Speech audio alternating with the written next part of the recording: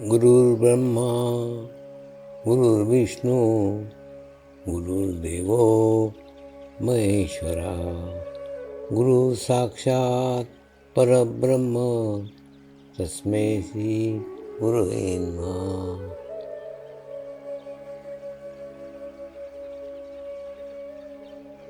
ध्यान की उस स्थिति में जाएंगे जहाँ शरीर भाव पूर्णतः समाप्त हो जाता है।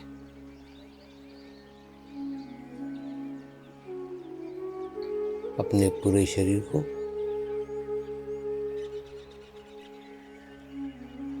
पूर्णतः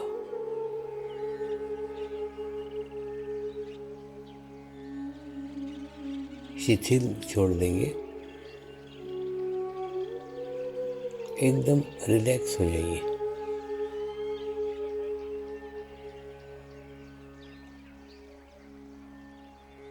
मंत्र का उच्चारण करेंगे।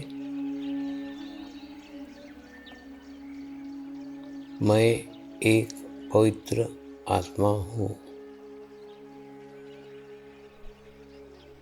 मैं एक शुद्ध आत्मा हूँ। मैं एक पवित्र आत्मा हूँ। मैं एक शुद्ध आत्मा हूँ। मैं एक पवित्र आत्मा हूँ। मैं एक शुद्ध आत्मा हूँ।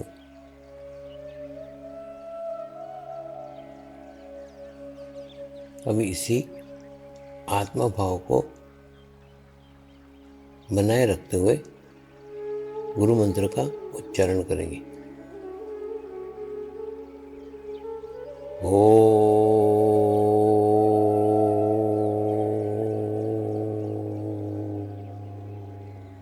श्री शिवकृपानंद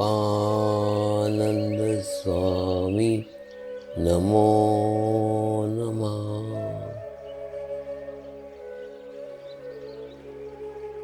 ओम श्री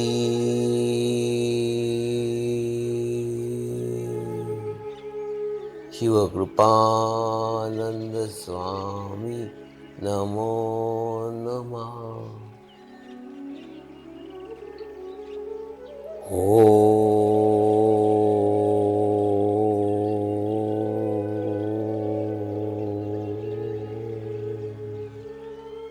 श्री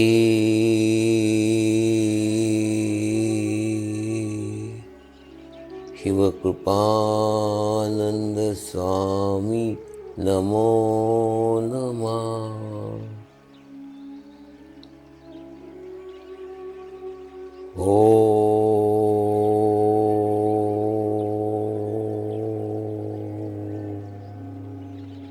श्री शिवकृपानंद स्वामी नमो नमः।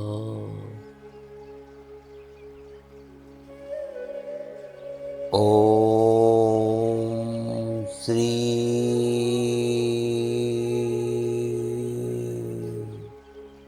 शिवकृपानंद स्वामी नमो नमः।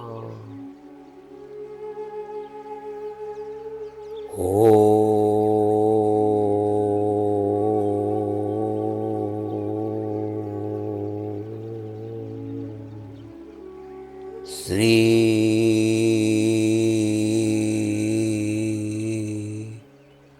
शिवकृपानंद स्वामी नमो नमः।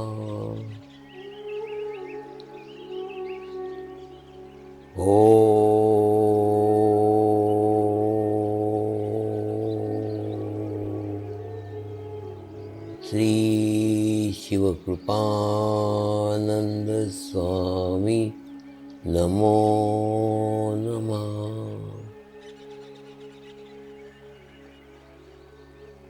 ओम श्री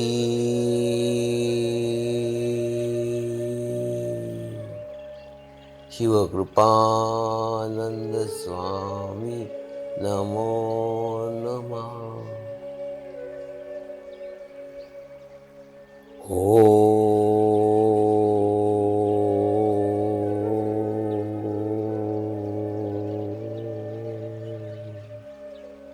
श्री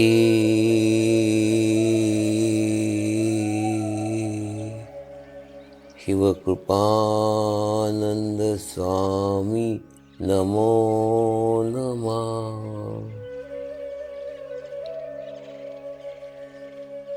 अब आप अपना चित्त सहस्त्रार पे रख के थोड़ी देर के लिए ध्यान में जाएंगे।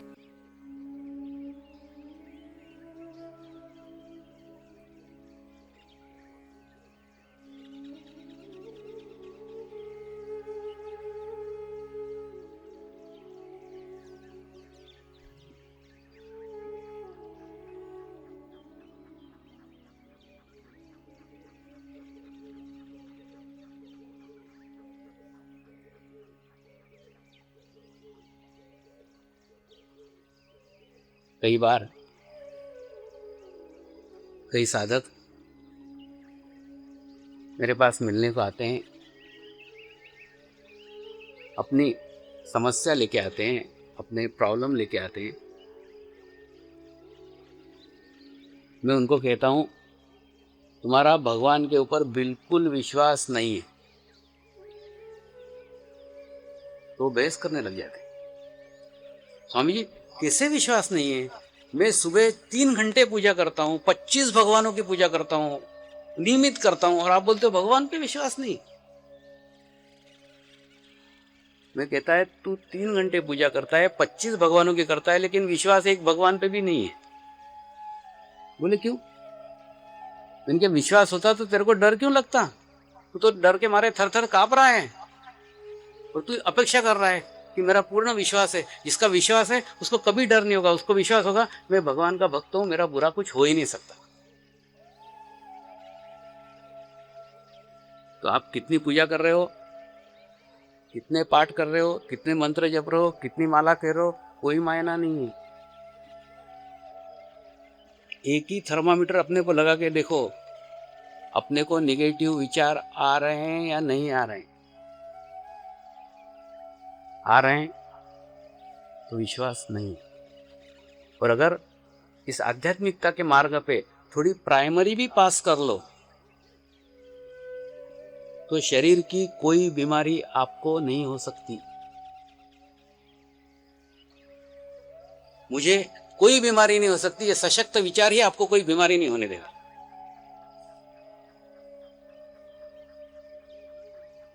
लेकिन ये सशक्त विचार तब आएगा जब आप आध्यात्मिक स्थिति की एक सीढ़ी पार कर रहे हो। तो आप आज अपना आत्मचिंतन करो कि आप किस स्थिति में हैं, कहाँ खोज रहे हैं, कहाँ ढूंढ रहे हैं, कहाँ पहुंचे। पहुंचने के बाद सब कुछ समाप्त हो जाता है। पूजा एक माध्यम है, लेकिन वो अंतिम लक्ष्य नहीं है, उसके द्वारा पहुंचा जाता है। सीढ़ी है, मंजिल नहीं है। मेरे एक भाई का मुंबई में विट्ठल का मंदिर है। भाई रोज 5 घंटे पूजा करता है। सवेरे 5 बजे से लेके सवेरे 10 बजे तक मेरे भाई की पूजा चलती रहती है।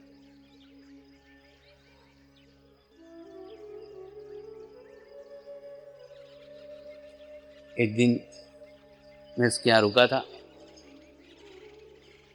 उसके पूरे पूजा का अवलोकन किया। उसकी पूजा चलती रहती है, मंत्र चलते रहते हैं, श्लोक चलते रहते हैं, आरती चलती रहती है, सब व्यवस्थित क्रमबद्ध तरीके से, लयबद्ध तरीके से, बड़ा अच्छे से भरपूर। लेकिन ऐसे ही गप्पे मारने को बैठे थे। मैंने भाई को कहा, भैया तू 5 घंटे पूजा करता है, नियमित करता है, इस 5 घंटे में निर्विचारता की स्थिति तुझे कितने देर तक रहती? पहले तो उसने मुझे पूछा, निर्विचारता किस चिड़िया का नाम है? मैंने तो ये पहली बार नाम सुना। मैंने कहा, निर्विचारिता मतलब एक ध्यान की ऐसी स्थिति जिस स्थिति में कोई भूतकाल के विचार न हो, कोई भविष्य काल के विचार न हो। मनुष्य को सिर्फ 2 विचार है, एक भूतकाल का, एक भविष्य काल का। तो ऐसे दोनों ही विचार न हो तो एक स्थिति है, उस स्थिति को निर्विचारता की स्थिति कहते हैं। तो तेरी 5 घंटे की पूजा में तुझे निर्विचारता की स्थिति कितने समय तक रहती है? मेरा भाई बड़ा प्रामाणिक था, सच्चा था। थोड़ी देर विचार किया, विचार करने के बाद में कहा, एक क्षण भी नहीं रहती। जब वो विट्ठल को तिलक करता हूँ तब भी सोचता हूँ मैं मेरे लड़की को लड़का ढूंढने बोरोली में जाऊं कि ठाणे में जाऊं।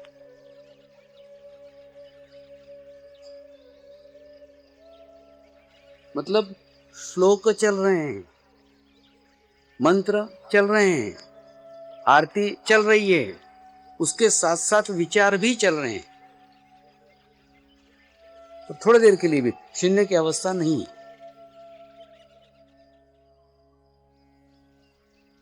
मैंने उसे कहा, भैया ये तेरे 5 घंटे रोज बेकार हैं, क्योंकि इसमें निर्विचारता का स्थिति नहीं है, और निर्विचारता स्थिति प्राप्त करने के लिए पूजा माध्यम है।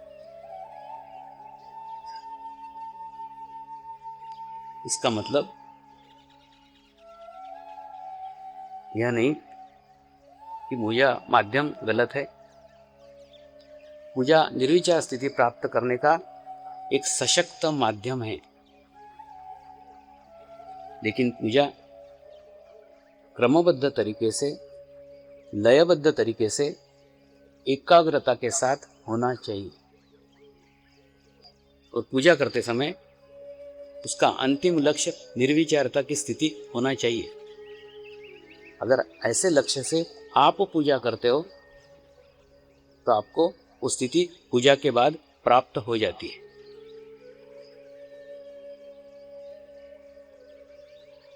लेकिन आज ऐसी लयबद्ध तरीके से, आज ऐसे क्रमबद्ध तरीके से, आज ऐसी आध्यात्मिक स्थिति प्राप्त करने की इच्छा से कितने लोग पूजा कर रहे हैं। वास्तव में घर का जो मुखिया है, उस मुखिया ने पूजा करना चाहिए। घर के मुखिया को टाइम ही नहीं रहता पूजा करने, उसकी ऑफिस की भागम भाग चलती रहती है, तो वो पूजा करने का कार्य पत्नी के ऊपर टाल देता है। पत्नी को कहता है, तू पूजा कर डाल। आजकल पत्नियां भी नौकरी करती है, उसको भी उसके बाद में उसको भी ऑफिस जाने की दौड़ रही थी। पत्नी अपने बड़े लड़के को कहती है, तू पूजा कर डाल। फिर बड़ा लड़के का 12वीं का साल रहता है, उसको पढ़ाई से टाइम नहीं रहती है, वो भी कोई क्लास को जाते रहता है। वो अपने छोटे से भाई को बोलता है, तू पूजा कर डाल। तो भाई सब भगवानों को लेता है, नीचे उतारता है, कड़कड़ कड़कड़ कड़कड़ धोता है, रख देता है। क्रमबद्ध तरीके से, लयबद्ध तरीके से कुछ नहीं है, सिर्फ कार्य है, कर डाला। भाषा भी ऐसी है, पूजा कर डाल, बर्तन माय डाल, कपड़े धो डाल, पूजा कर डाल। मतलब बर्तन मायने, कपड़े धोने और पूजा करने में कोई अंतर नहीं, तीनों एक काम है, कर डाल। तो ऐसी जब पूजा करेंगे तो उस पूजा से जो प्राप्त होना चाहिए वो नहीं होगा। जब विदेशों में मैं जाता हूँ तो वहाँ कहता हूँ कि हमारे यहाँ के कंप्यूटर के इंजीनियर इसलिए प्रसिद्ध हैं क्योंकि पूजा करना उनको बचपन से आता है। क्रमबद्ध तरीके से, लयबद्ध तरीके से वो पूजा करते हैं। इसीलिए वो एक अच्छा प्रोग्रामिंग कर सकते हैं। प्रोग्रामिंग करने की आदत उनको बचपन से डाली हुई रहती है।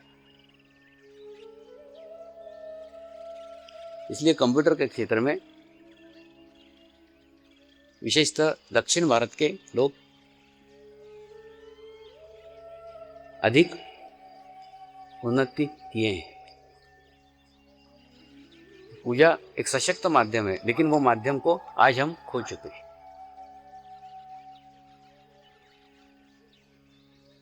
फिर मन की एकाग्रता करने का माध्यम, एक रास्ता आपको पता था जो आपने खो दिया, दूसरा रास्ता मैं आपको बता रहा हूँ, वो है ध्यान, वो है मेडिटेशंस। ध्यान के मार्ग से भी मन की एकाग्रता की जा सकती है। मूर्ति मन का एकाग्र करने का एकमात्र माध्यम है, लेकिन वो एकमात्र होना चाहिए, अनेक नहीं। मन की एकाग्र चित्त करने का एक माध्यम है, लेकिन वो माध्यम जितने अनेक होंगे उतने हम ही हमारे चित्त को टुकड़े टुकड़े टुकड़े में बांट रहे हैं। 25 भगवानों की पूजा करेंगे तो 25 भगवानों में चित्त बटेगा, फिर एकाग्रता कहाँ रहेगी। आज से 50 साल पूर्व, आज से 100 साल पूर्व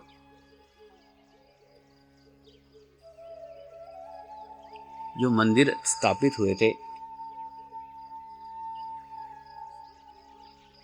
वो मंदिर सिर्फ एक देवता के होते थे। गणेश मंदिर तो गणेश मंदिर, राम मंदिर तो राम मंदिर। जब ऐसी एक देवता की स्थापना एक मंदिर में होती थी, आने वाले भाविक जनों की सामूहिकता, आने वाले भक्तों की कलेक्टिविटी एक चैतन्य का निर्माण करती थी। आज जो आधुनिक मंदिर बन रहे हैं, एक मंदिर के छत के नीचे अनेकों मूर्तियां स्थापित की जाती है। तो अनेकों भाव से लोग अगर एकाग्र जगह आएंगे तो वो चैतन्य, तो सामूहिकता की शक्ति निर्माण नहीं हो सकती। इसलिए चित्त को एकाग्र करने के लिए मंदिर में मूर्ति एक ही होना चाहिए। अब किस मंदिर में, किस मूर्ति में वाइब्रेशंस रहता है, किस मूर्ति में वाइब्रेशंस नहीं होता, या आप अपने ध्यान की स्थिति के बाद स्वयं ही पहचान लोगे।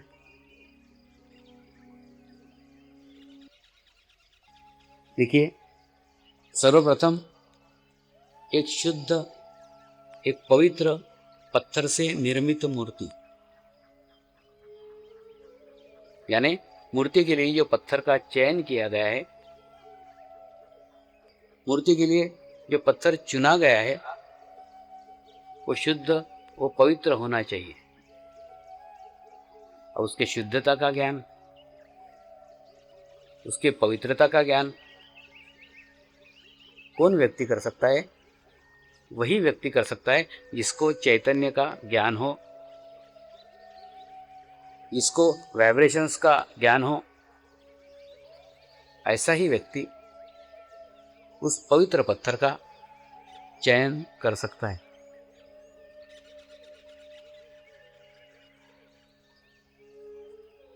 एक पवित्र व्यक्ति के द्वारा निर्मित मूर्ति एक पवित्र व्यक्ति निर्मित करेगा, यानी वो व्यक्ति जिसको चैतन्य का ज्ञान है, जो आत्म साक्षात्कारी है, ऐसा व्यक्ति अगर उस मूर्ति का निर्माण करता है तो उस मूर्ति में चैतन्य निर्माण होना शुरू हो जाता है। तीसरा, उस मूर्ति की स्थापना एक ऐसा व्यक्ति करता है जिसको चैतन्य का ज्ञान हो, जो आत्म साक्षात्कारी हो, तो ही वो उसमें चैतन्य डाल सकता है। उसके लिए बड़ा सुंदर शब्द का प्रयोग किया जाता है, प्राण प्रतिष्ठा समारोह। लेकिन प्राण प्रतिष्ठा वो कर सकता है जिसके भीतर प्राण हो। जिसके भीतर ही प्राण नहीं है, वो मूर्ति में प्राण कैसे डाल सकता है? इसलिए उसके बाद जो मूर्ति की पूजा करने वाला पुजारी है, वो उतने ही भक्ति भाव से पूजा करता है, तो उस मूर्ति के अंदर वाइब्रेशंस निर्माण हो जाते हैं। यानी पहले पवित्र पत्थर से निर्मित मूर्ति,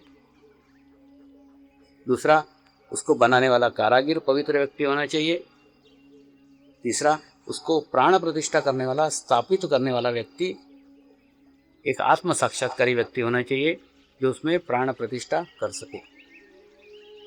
चौथा, जो पुजारी उसकी पूजा कर रहा है वो पूर्ण श्रद्धा से, पूर्ण से भाव से पूजा करने वाला होना चाहिए। अगर ऐसी चारों बातें एकत्र होती है तो उस मूर्ति में वाइब्रेशंस रहते हैं, अन्यथा नहीं। जितनी जितनी बातें आएगी उतने उतनी एनर्जी बढ़ती जाएगी। तो इस तरीके से देखें तो अष्टविनायक में पूर्ण वाइब्रेशंस हैं, क्योंकि अच्छे पत्थर का सवाल नहीं है, अच्छे बनाने वाले का सवाल नहीं है, अच्छे स्थापना का सवाल नहीं है, अच्छे सिर्फ पुजारी ट्रस्ट के हैं, वो पूजा कर रहे हैं। कहने का मतलब वो स्वयंभू हैं, 12 ज्योतिर्लिंग स्वयंभू हैं, उसमें वाइब्रेशंस है, उसमें चैतन्य है। और चैतन्य किसी विशिष्ट धर्म की धरोहर नहीं है। आप अजमेर जाएंगे तो ख्वाजा साहब के दरगाह में भी वही वाइब्रेशंस है, चैतन्य समान है। इंग्लैंड जाएंगे सेंट डेविड के चर्च में वही वाइब्रेशंस है। चैतन्य किसी एक व्यक्ति या किसी धर्म से बंधा हुआ नहीं है, समान है, एक जैसे है, सरीके हैं। लेकिन वो ग्रहण करने की आपकी इच्छा होनी चाहिए, ग्रहण करने की आपकी क्षमता होनी चाहिए। आपके भीतर का अगर चैतन्य जागृत है तो वहां जाते बराबर आपको चैतन्य का एहसास हो जाएगा। मैं जब विश्व भर में घूमता हूँ, विश्व में एक ही संदेश देता हूँ। आप लोग भारत आते हैं, ताजमहल देखने के लिए आते हैं, कुतुब मीनार देखने के लिए आते हैं, गोवा को बीचों पे घूमने के लिए आते हैं, केरल के समुद्र तट पे घूमते हैं, लेकिन भारत देखने की और घूमने की चीज नहीं है, भारत महसूस करने की चीज है। तो पहले आत्म साक्षात्कारी बनो, चैतन्य का ज्ञान प्राप्त करो, चैतन्य की अनुभूति प्राप्त करो, और अनुभूति प्राप्त होने के बाद में फिर भारत आओ तो भारत की अनुभूति आपको वहां अनुभव होगी। लेकिन उसके लिए उपयुक्त स्थिति आपकी भी निर्माण होनी चाहिए। अगर उपयुक्त स्थिति है तो ही चैतन्य की अनुभूति ले सकते हो, अन्यथा नहीं। ये सिद्धि विनायक का मंदिर ऐसा ही एक उदाहरण नवसारी में है। इस मंदिर में आप गए होंगे, लेकिन वो वाइब्रेशंस, वो चैतन्य आपको महसूस नहीं होगा, क्योंकि लेने की क्षमता आपकी नहीं थी। लेकिन इसी शिविर में मैं आपको उस मंदिर के चैतन्य की अनुभूति कराऊंगा, और फिर आप महसूस करेंगे ये अनुभूति हम मंदिर में जाके भी नहीं कर पाए थे। पुराने जमाने में गुरु के साथ तीर्थ क्षेत्र में जाने का बड़ा महत्व था। इसलिए महत्व था क्योंकि गुरु जिस तीर्थ पे जाएगा, गुरु जिस स्थान पे जाएगा, उस स्थान की एनर्जी ग्रहण करेगा, और हमें बिना कुछ मांगे, बिना कुछ मिले अनायास ही वो शक्ति मिल जाएगी, तो चैतन्य मिल जाएगा। इसलिए सदगुरु के साथ में तीर्थ यात्रा करने का, पवित्र स्थानों पे जाने का यही एक कारण था। हम ऐसे चैतन्यपूर्ण स्थानों में जाते हैं, लेकिन जाते हैं किस लिए जाते हैं, क्या लेने जाते हैं? हम मांगने के लिए जाते हैं, ये मिल जाए, वो मिल जाए, वो मिल जाए, वो मिल जाता है। जैसे हम अंबाजी के मंदिर जाते हैं, वहाँ जाके कुछ मांगते हैं, मिल जाता है। लेकिन जीवन भर अंबाजी के मंदिर में नहीं रहा जा सकता, रोज वहाँ लाइन लगा के नहीं पहुंचा जा सकता। तो मैं कहता हूँ अंबाजी का मंदिर आप आपके सहस्त्रार के ऊपर निर्माण करो, क्योंकि जब आप उस मंदिर में आते हो तो आपको एक निर्विचारता की अवस्था प्राप्त हो जाती है, एक निर्विचारता की स्थिति प्राप्त हो जाती है, क्योंकि उस मंदिर के वाइब्रेशंस इतने अच्छे हैं कि जैसे आप पहुंचोगे आपको निर्विचार अवस्था प्राप्त होगी। और वो निर्विचार अवस्था प्राप्त होने के बाद फिर आप जो कुछ मांगोगे वो मिल जाएगा, क्योंकि आपने आपकी एक उच्च अवस्था में जाके वो मांगा हुआ है। लेकिन जो मांग रहे हो वो बहुत हो गया। अब जब मांगने जाओ तो वो मांगो जो मांगने के बाद में कुछ मांगने की आवश्यकता ही न रहे। कुछ शाश्वत मांगो, ऐसा मांगो जो मांगने के बाद जो कभी नष्ट नहीं हो सकता। एक एक चॉकलेट क्यों मांगने के लिए जाते हो? अक्खा डब्बा ही उठा के ले आओ ना, बाद में बैठो अपने घर पे चॉकलेट खाते हो।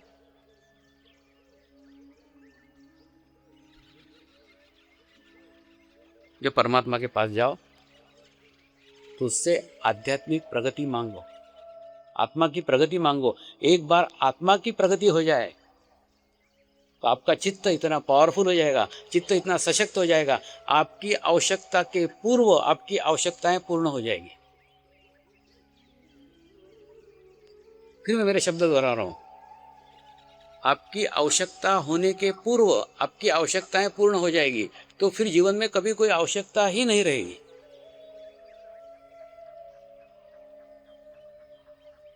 आप कल्पना करो उस जीवन की, जिस जीवन में आपके इच्छा के पूर्व आपकी इच्छाएं पूर्ण हो गई, कोई इच्छा ही नहीं रहेगी। ऐसे हजारों साधकों को ध्यान से अनुभव आए हैं। ध्यान में सर्वांगीण उन्नति होती है, सर्वांगीण विकास होता है, सब क्षेत्रों में विकास होता है, सिर्फ स्वास्थ्य के क्षेत्र में नहीं। आप जिस क्षेत्र में हो उस क्षेत्र में डेवलपमेंट होता है, उस क्षेत्र में विकास होता है।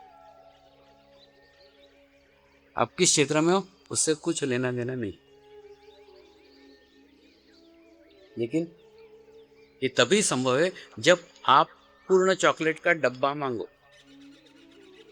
एक एक चॉकलेट मत मांगो। कल मैंने आपको बताया था कि वो योगा टीचर सिर्फ एक सुडौल शरीर मांगती है, सुडौल शरीर हो जाता है, लेकिन चित्त गंदा का गंदा ही रहता है, चित्त शुद्धि नहीं होती, आध्यात्मिक प्रगति नहीं होती, आत्मीय प्रगति नहीं होती, क्योंकि वो मांगते ही नहीं है। योगासन आध्यात्मिक स्थिति अच्छी करने का एक अच्छा साधन है, लेकिन उस साधन का उपयोग सिर्फ शरीर तक सीमित है। तो शरीर तक मांगा, शरीर तक हुआ। तो आप कहाँ जाके क्या मांग रहे हो उसके ऊपर निर्भर है आपका क्या मिलने वाला है।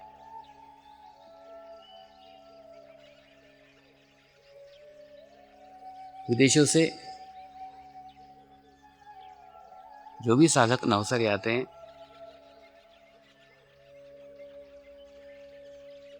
वो सभी साधक शिरडी अवश्य जाते हैं,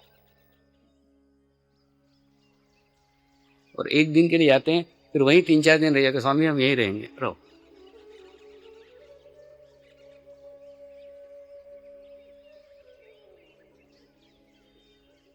वहां एक निर्विचारता की अवस्था प्राप्त हो जाती है। उस अवस्था में जाके आप जो कुछ मांगोगे वो शाश्वत होना चाहिए। आपकी मांग पास की होती है, पास की समस्याओं से आप ग्रसित रहते हो, इसलिए पास की चीज मांग के वापस आ जाते हो। आप वहां एक बार कनेक्शन कर लो, वहां एक बार संबंध स्थापित कर लो। संबंध स्थापित करने के बाद आपकी मांग मांग नहीं रहेगी। मांगने के पूर्व सब कुछ प्राप्त हो जाएगा।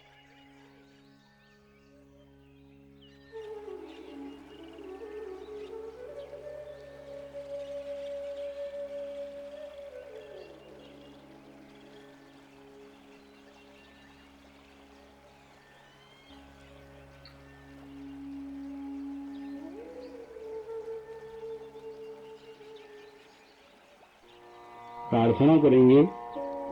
हे परमात्मा, हम सभी पवित्र आत्माएं आपको हृदय से प्रार्थना करते हैं कि सारे विश्व में शांति हो,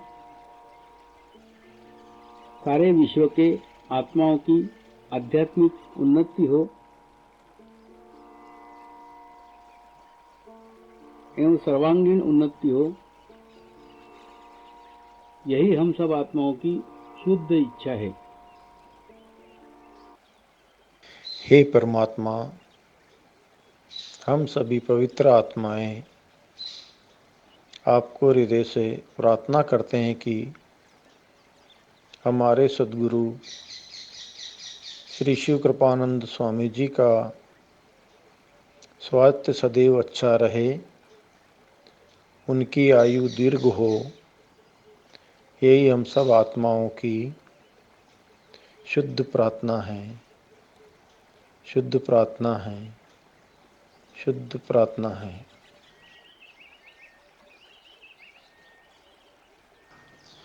शांति पाठ करेंगे।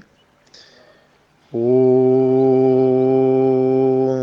ध्यो शांति अंतरिक्ष गुम शांति पृथ्वी शांति रापः शांति औषधयः शांति वनस्पतयः शांति विश्वे देवाः शांति ब्रह्म शांति सर्वगं शांति शांति एव शांति सामा शांति एधि ओम